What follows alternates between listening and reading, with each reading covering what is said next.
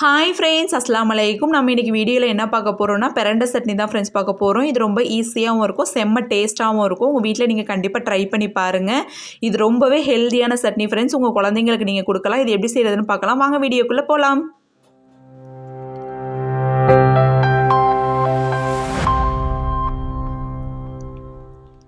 பெரண்டை cut பண்ணுறதுக்கு முன்னாடி நீங்கள் உங்கள் வீட்டில் தேங்காய் எண்ணெய் இருந்துச்சுன்னா இந்த மாதிரி 2 கைகள்லையும் அப்ளை பண்ணி விட்டுக்கோங்க ஃப்ரெண்ட்ஸ். ஏன் அப்படின்னா பெரண்டை நமக்கு அரிக்க ஆரம்பிச்சிடும் கைகளில். அதனால தான் நீங்கள் இந்த மாதிரி செய்யும் போது உங்களுக்கு அரிக்காது. நமக்கு அந்த இலைகள்லாம் தேவையில்லை ஃப்ரெண்ட்ஸ். அதோடைய தண்டு தான் நமக்கு தேவை. 4 பக்கமும் இந்த மாதிரி நல்லா தோலை சீவி எடுத்துக்கோங்க. இருங்க, நான் உடச்சிட்டு காட்டுறேன். இந்த மாதிரி நீங்கள் 2ஆக கட் பண்ணிக்கோங்க ஃப்ரெண்ட்ஸ். இந்த மாதிரி நீங்கள் பெரண்டையை செஞ்சு ஒரு பவுலில் வச்சுக்கோங்க.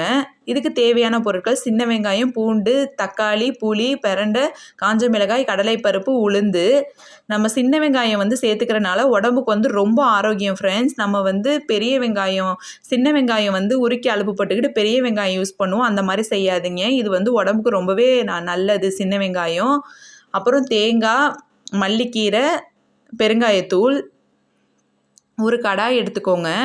நான் இன்றைக்கி நல்லெண்ணெய் சேர்த்துக்கிறேன் ஃப்ரெண்ட்ஸ். உங்கள் வீட்டில் இருந்துச்சுன்னா நீங்கள் சேர்த்துக்கோங்க. ஒரு மிச்சமாக நல்லெண்ணெய் ஊற்றிக்கோங்க. அப்புறம் காஞ்ச மிளகாய் போட்டுக்கலாம். ஆயில் ஹீட் ஆனதுக்கப்புறம் அதை இந்த மாதிரி நல்லா வதக்கி விடுங்க ஃப்ரெண்ட்ஸ். அதுக்கப்புறம் கடலைப்பருப்பும் உளுந்தும் போட்டுக்கலாம். நல்லா கோல்டன் கலர் வரணும் ஃப்ரெண்ட்ஸ். பாருங்கள், இந்த மாதிரி கோல்டன் கலரில் வரணும். அதுக்கப்புறம் நம்ம சின்ன வெங்காயம் ஆட் பண்ணிக்கலாம்.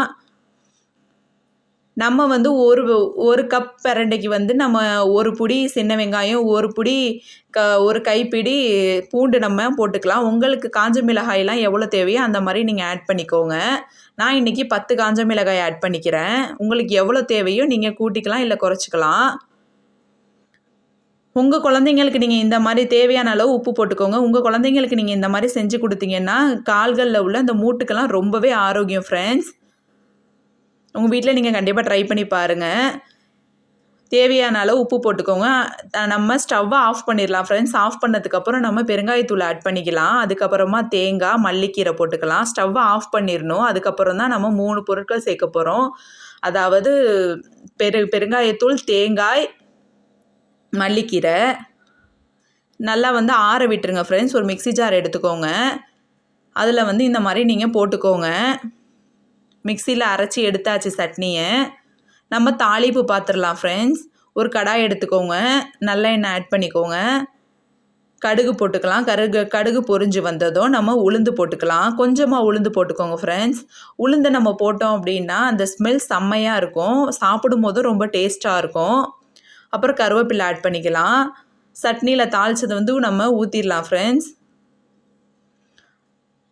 பாருங்கள் ஃப்ரெண்ட்ஸ், எவ்வளோ சூப்பராக இருக்குதுன்னு. பார்க்கவே ரொம்பவே சூப்பராக இருக்குது. நீங்கள் உங்கள் வீட்டில் கண்டிப்பாக ட்ரை பண்ணி பாருங்கள்.